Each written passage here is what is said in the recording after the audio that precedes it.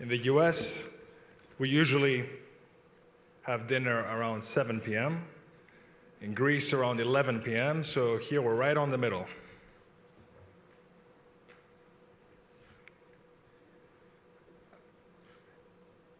Allow me to start by honoring the 91-year-long history of the American Hellenic Chamber of Commerce, an organization that I feel very familiar with, firstly because in many ways it symbolizes my lived experience, my career, but also because in my business career I have exhibited with the Chamber in the US Pavilion during the Posidonia exhibitions in the past. So I'm very familiar with this great organization that has a history full of contribution to the enhancement of Greek-American commercial and trade relations. I'm also glad to address people who are economically active in both Greece and the United States. As you may recall, Syriza was very active itself as a governing party in enhancing US and Greek relations.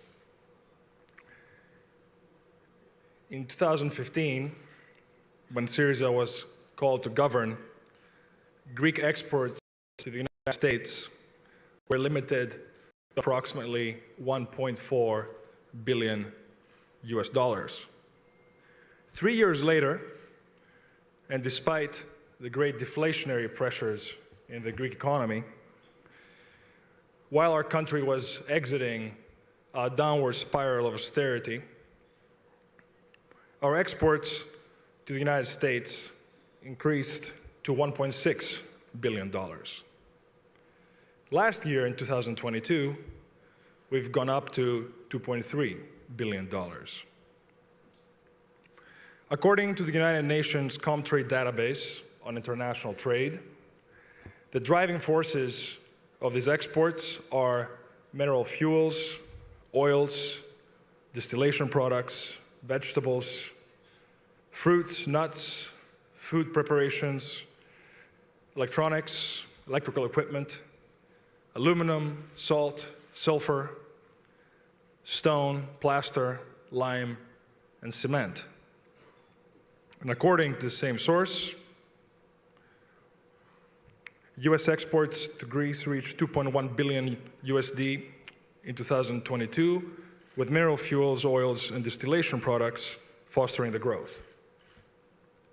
From 2011 to 2022, the US was the 8th largest source of foreign direct investment in Greece. In 2021, American FDI reached $303 million. These figures look good. The growth is encouraging. And it definitely points to positive prospects for a further increase in the foreseeable future. But other figures, unfortunately, are more alarming because they portray and mainly strategic differences in tackling the fiscal crisis that the two countries, in the case of Greece, particularly, have experienced. And in Greece, unlike the United States, what we've experienced has been a heavy burden on the backs of the majority of our fellow citizens. Therefore, I would like to talk to you today about some macro, and then after that, I will bring it together with a political argument on the macro picture. First, about the Greek and United States, the Greek and American fiscal policy, and the comparison between the two. The United States dared to go to average primary deficits of 4.6% between 2010 and 2014, and 1.5% primary deficit between 2015 and 2019, about the same levels as Japan and Britain, while bringing growth. In Greece, After a 25% drop in our GDP between 2010 and 2014, the country was struggling to return to growth, was struggling to break even. The EU, ECB, and IMF Troika imposed an average primary surplus of 2.7% in 2015 to 2019. Why? Because we experienced a very big failure between 2010 and 2014. In our country, we experienced a great experiment of internal devaluation, one that was unprecedented in history. And the entire burden of a country in default, technical default, fell on the government of Alexis Tsipras after the unprecedented concessions of the previous government coalition between New Democracy and PASOK.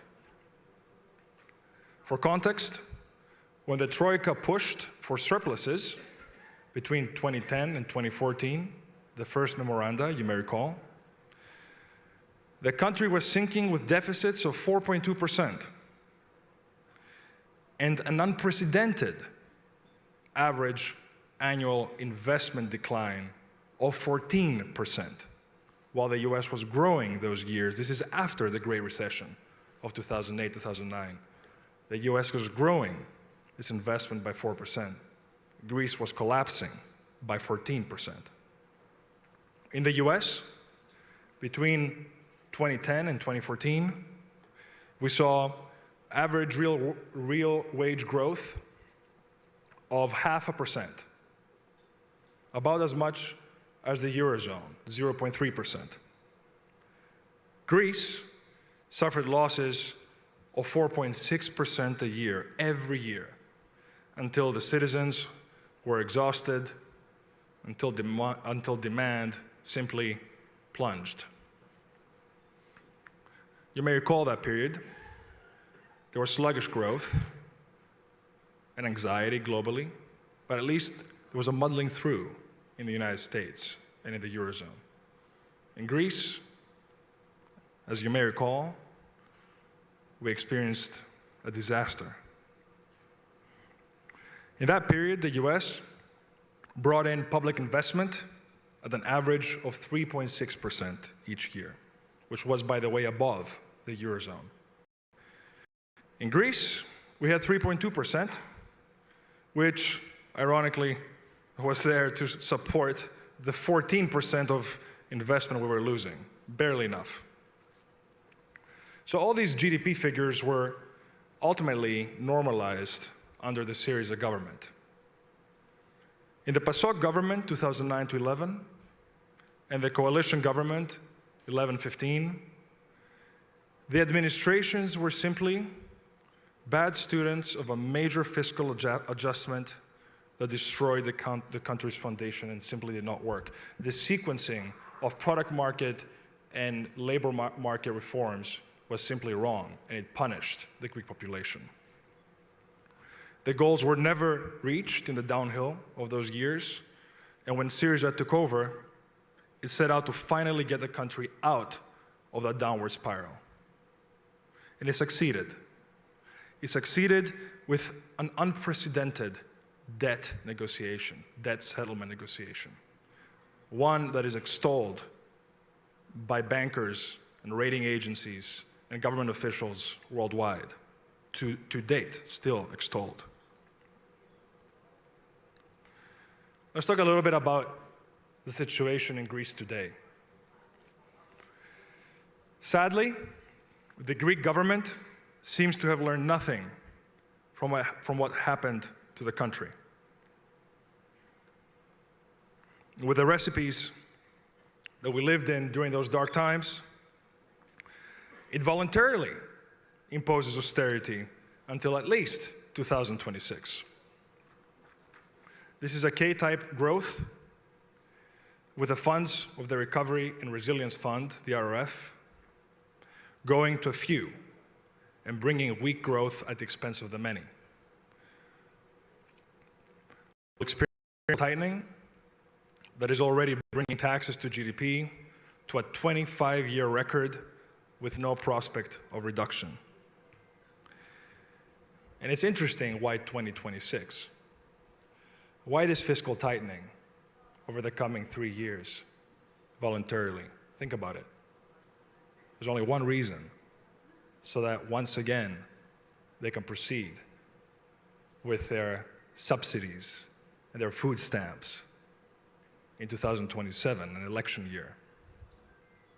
Sometimes I wonder, and forgive my plain English, how stupid do they think we are? This is very simplistic.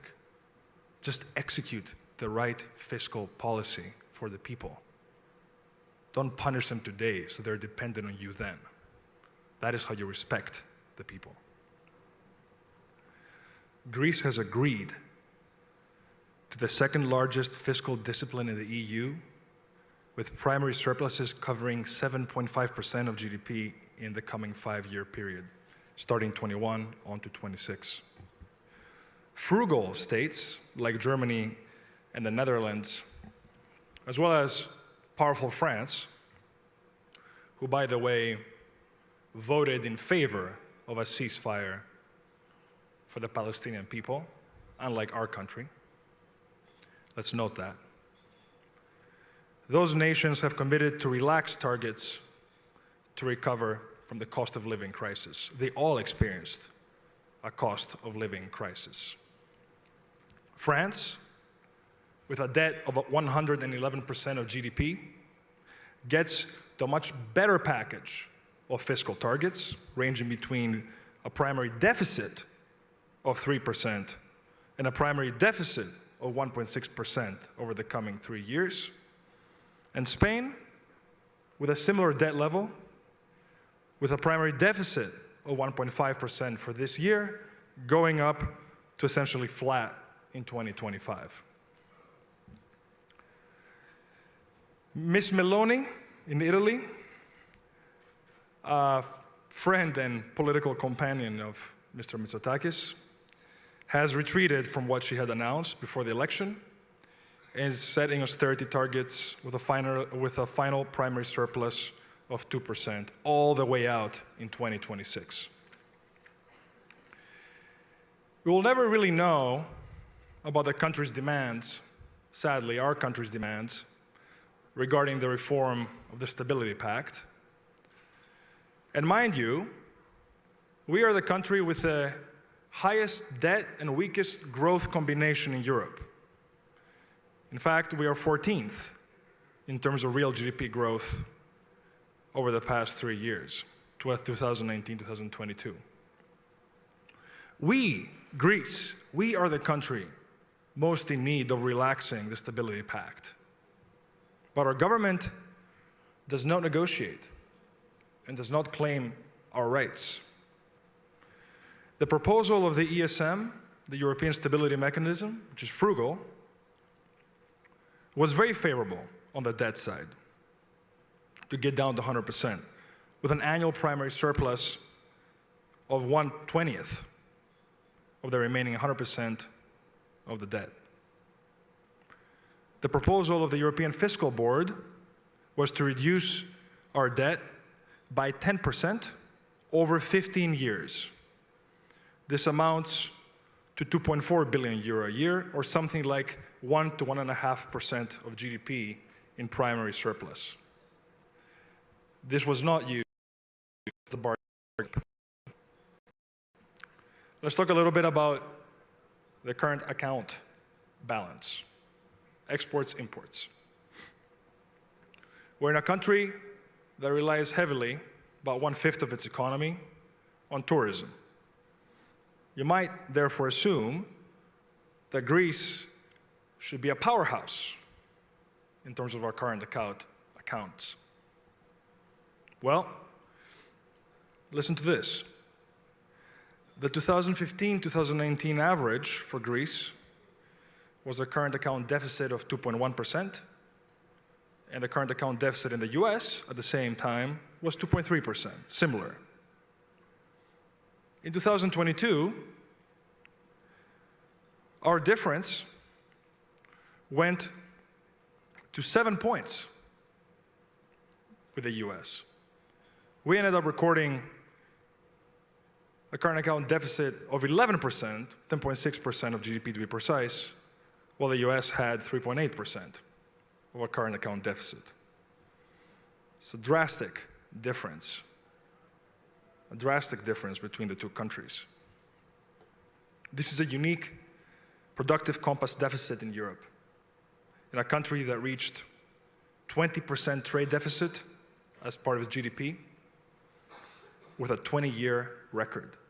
All of this in the past year. You might say that this is because of the high fuel prices. Well, you'll be wrong again.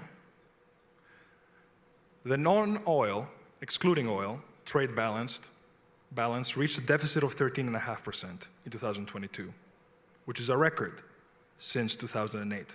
Again, excluding fuel, our current account deficit reached a record last year that we hadn't reached since 2008. So what's happened? What is the structural difference? Simply put, Mr. Mitsotakis' Greece imports what it consumes, and it does not produce enough. All this money of the pandemic fiscal easing was thrown, sadly, into a bottomless barrel. Maybe won elections, but it doesn't change the reality of the day. And the result can be seen in the Commission's estimates, the European Commission's estimates, that in 2025, Greece will proceed with 7%, 6%, and 6% deficits, current account deficits, when Europe as a whole will have a surplus of 2%. Once again, our manufacturing machine, our export orientation, despite tourism, lagging dramatically. And this is part of a bigger picture. This is part of our divergence from Europe, despite our goals for convergence. So let's talk a little bit about the convergence. We have a very, very long way to go. Under the Mitsotakis government, the country took many steps back. We say convergence everywhere, with all the crucial figures that will stimulate the working classes and a large social majority. Convergence everywhere with Europe in the medium term. Greece lags behind in terms of growth. Investment-wise, Greece is last in the European Union in terms of investment to GDP as a ratio. We're literally last in the European Union in terms of investment, with 13.7% of our GDP. It's a deviation of almost 9% to the rest of the EU. We're behind by 18 billion euro on that metric. Greece is last with 7.4% of GDP when the EU average is 14% in terms of private investment. In terms of exports of goods and services, we have a deviation of 6% from the Eurozone and 7.2% from the EU. We're 15 billion behind.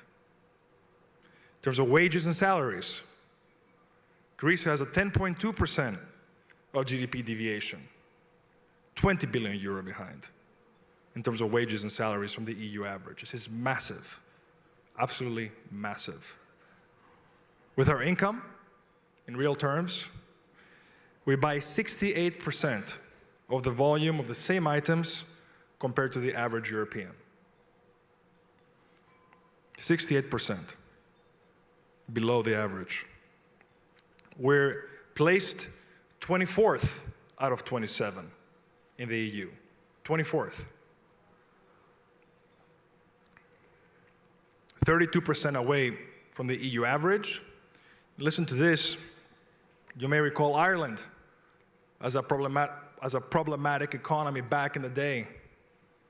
Well, we are 193% behind Ireland in terms of our buying power today.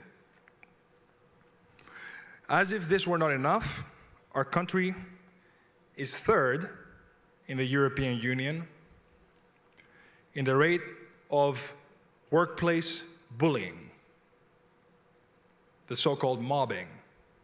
This is the type of workplace environment that damages the personality, the dignity, or physical or mental integrity of employees, endangers their work, or disrupts their working climate. So think about it. Low wages, terrible working environment. These are facts. This is not a serious opposition. This is European Union facts. In the figures of the general government, health expenditure, we have a negative deviation of 1.5% of GDP. We're at 6.7% versus 8.2% for the Eurozone. We're 3 billion euro behind, 1.25, 1.25 billion is needed for convergence. Expenditure on sickness and disability, 1.3% of GDP behind from the EU average, 2.7 billion needed for convergence. Greece is at the absolute bottom of the EU in terms of housing policy. It allocates much less than 1% of GDP for this purpose, while Austria, Denmark, Germany allocate 2% of GDP. Italy, Belgium, the Netherlands, and Ireland, 1% of GDP. You may not know this, but Greece is one of the few EU countries that does not even have social housing. Disposable income, we're behind by 2.1% of GDP compared to the EU average. Surcharges, we have 1.5% of GDP more value-added tax than the EU average, and 1.7% more than the Eurozone. And of course, when it comes to taxes on capital, we're at 0.1% of GDP, which is 1/3 of the burden of the rest of the Eurozone. So again, taxes on capital, we're 3 times as easy on that. Value-added tax, we're 1.5% of GDP more than the EU average. And then all the other social metrics, we're way behind. Is this a success story? Based on what facts is this a success story? It's not. The Greek people know it. And the opposition parties, and especially the main opposition party, Syriza, has a huge obligation to society to communicate an alternative, realistic, economic and social proposal so that this convergence can be real and lasting. Why do I make so many comparisons between Greece and the United States? Is to demonstrate, in the language of numbers, the catastrophic national and social consequences of the harsh, restrictive austerity policies implemented by the conservative governments in Greece and Europe, as opposed to the expansionary fiscal policies that we saw implemented by the Biden administration as a recipe for a way out of the crisis with growth-igniting prospects. Some ill-intended people deliberately misunderstand or even distort my references to the US Democratic Party. Perhaps as they try to portray me as somebody who's trying to turn Syriza into a centrist or even center-right party. I know very well which party I am serving as its president. And when I say that the model of the US Democratic Party is one that offers some good examples for us.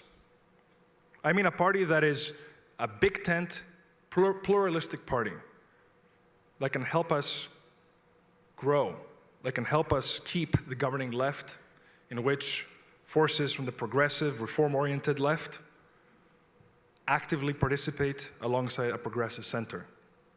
And we must ensure that this breadth of participation continues to exist and to open up space for all these forces to cooperate and to produce a programmatic synthesis of progressive, efficient governance for our country.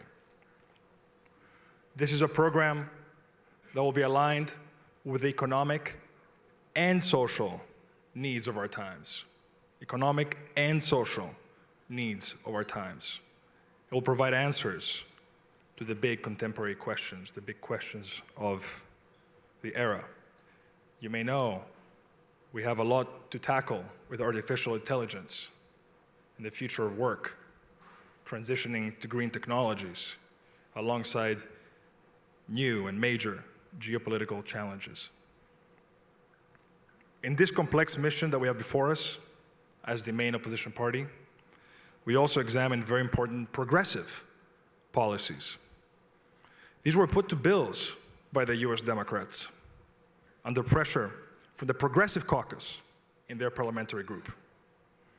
Again, the US Democratic Party, with its Progressive Caucus, has passed a list of very impressive and in some ways very left reforms and packages. The Student Loan Forgiveness Act, although the Supreme Court struck down the bill, a way has been found to cover nearly $50 billion of loans for students in need of support.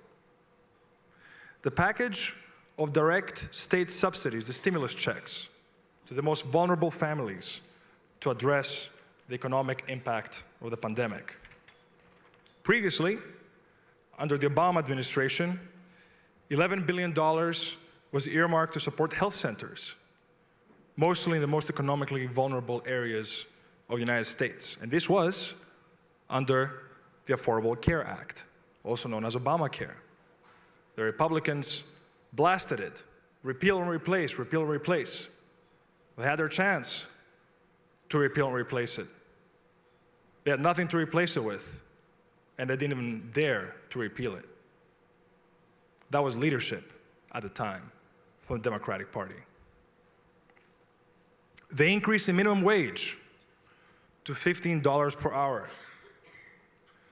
Guess what? Even Amazon was forced to accept that. The current debate on safeguarding union rights at a time when in the US, mainly thanks to the great successes of unions in raising wages in the automobile industry, public confidence in unions is actually at record levels. These are just few examples of good practices of progressive policy that move both the economy and society forward. Because for us, there can be no solid, sustainable, and long-term growth if it does not go hand in hand with social progress. And what do we want to do in this direction here in Greece as Syriza? We want to build a healthy labor market with wages and rights that will allow a decent living and will not drive young Greeks abroad. I know too many of them. I've been one myself at a time in my life. We need to create a simple, clear, and stable tax framework. A tax code that will last a decade, that will not change every quarter as we do now, as we see now. With a progressive corporate tax rate. And without advance payment of business income. This stuff is like so backwards in Greece. You prepay your business income. And then you try to be competitive in a country where the banking sector barely provides loans for small businesses. We need to reallocate the resources of the RRF to small and medium-sized enterprises. These are the backbone of the Greek economy. We should not demonize them. We should not try to close them, as the current government is essentially doing. Instead, we should try to empower them. We should try to empower them. They don't have access to bank lending. They are literally suffocating with debt. We need to help them and empower them. Without small businesses of 5 to 15 employees that generate added value from the productive sector, from manufacturing and services, there can never be stability. Let us implement a just and inclusive green transition that will not leave behind thousands of helpless unemployed citizens. We can do both. Let us design a big program for the huge, huge social problem, the social issue of housing, for independent living and emancipation of the young people, so that demographic indicators can gradually improve. This is a national predicament. We must tackle it now. We need big government to solve this big problem. Big, efficient government to solve this problem from generations to come. We want to emphasize adequate funding for extroversion of education and scientific research. We want to attract foreign direct investments that will generate added value for the national economy and that they will not be limited to the import of products. Also, FDI that is not simply real estate. Real estate is good, but it's very, very temporary. We need real FDI in our country. We need to restore the rule of law and to ensure the proper functioning of the state in a transparent manner, emphasizing real digitalization of its services rather than the creation of additional digital bureaucracy. Are you aware that we're at the last place in the European Union in terms of our justice system? This is one of the main three factors that foreign entrepreneurs, foreign investors look at in investing in a foreign jurisdiction. 4.5 years on, the Mitsotakis government has essentially done nothing so that the justice system can work properly. Still says we have a long way to go there and we are reform-oriented. Well, I'm very sorry, but the way they've treated the independent authority and the privacy of data and communications points to the exact opposite direction. Rest assured that leaders, business leaders in the US are fully aware of the rule of law issues that this country has, including at the highest level of the courts. And they will not just hand out their investment if they don't trust the justice system in Greece. We need to pursue an active, multidimensional foreign policy by taking advantage of the country's critical geopolitical position, building bridges with East and West to attract bilateral and multilateral win-win partnerships in the Balkans and the southeastern Mediterranean. All of this is the basic philosophy on which we will structure our party's new strategy, and it will be a very groundbreaking program for the progressive governance of our country. Progressive governance with transparency and efficiency. And in this course, we're looking for allies and companions among the brightest minds of Greece, to those who foster pioneering ideas for the common good, to those who want to see their country move forward, to change for the better. These people and these minds, wherever they live today around the world, are the future. They are the explosive catalyst for the transformation of Greece. so that Greece can become a country worth living, educating, working, doing business, innovating, raising your children. And I stand before you pledging exactly that for Greece. This is what I have dubbed the Greek dream. We deserve to have one. We can have one. That's the one that I'm fighting for and that I will continue to fight for.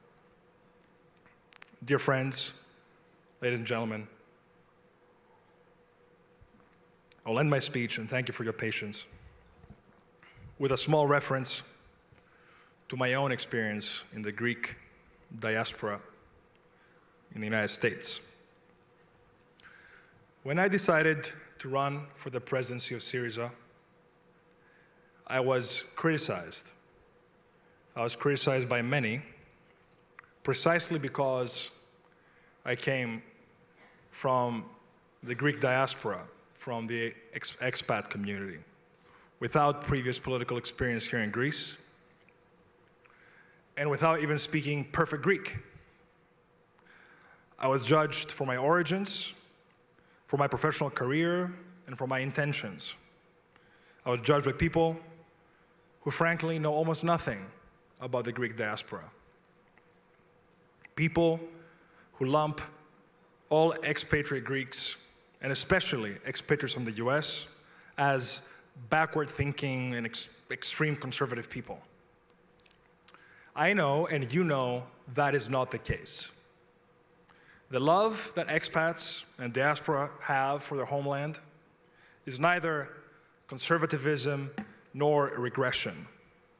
It hides within it an unquenchable need for reconnection, and above all, an unquenchable thirst, interest, and anxiety for a prosperous future for this country.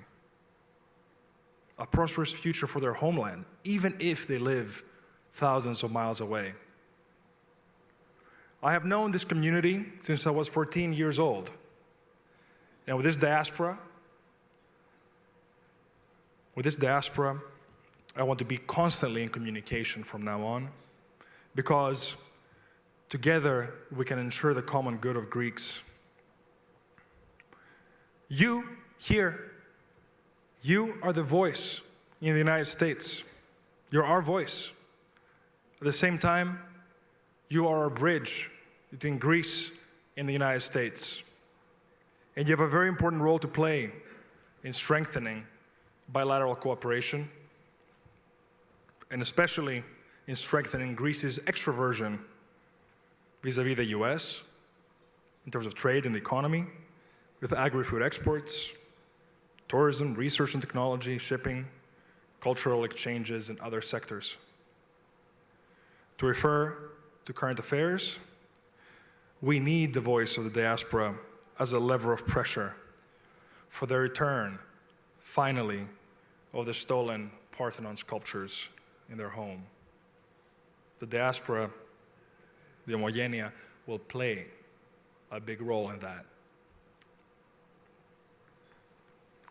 We need the voice of the diaspora to pressure Turkey to stop questioning our sovereignty and our sovereign rights. And we need the voice of this diaspora to be expressed through the mail-in ballot of the European elections next June. As far as I'm concerned, having lived in both countries, I am determined to support this voice. It's a new situation for Greek politics to have an expat in today's digital, globalized world, to be here in the position of main opposition party leader, potential prime minister. But rest assured that together, as a global Greek community, we can achieve more rather than less for Greece. And ultimately, that's all that matters. Thank you very much.